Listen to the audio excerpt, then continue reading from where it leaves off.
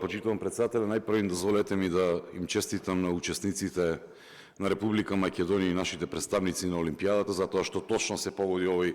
период заедно со завршувањето на Олимписките игри, со надеж за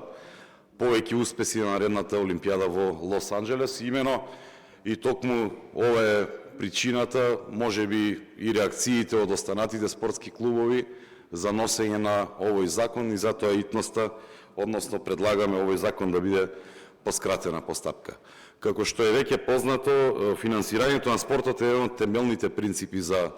развојот на спортот, меѓутоа видовме дека во овие изминати години со оној така наречен ваучер систем имаше многу неправилности, без никакви критериуми беа делени пари по систем 50-50, кој како ќе се договори, и благодарение на таквото работење имаме сега процеси покренати од обвинителството на поранешни функционери на СДСМ кои што го злоупотребувале ова право на доделување на финансиски средства од државата, од даночните обврзници без никакви критериуми. И затоа што се формираше Министерство за спорт, овие надлежности сега мораат да преминат во Министерството за спорт, за да немаме никакво задоцнување во однос на финансирањето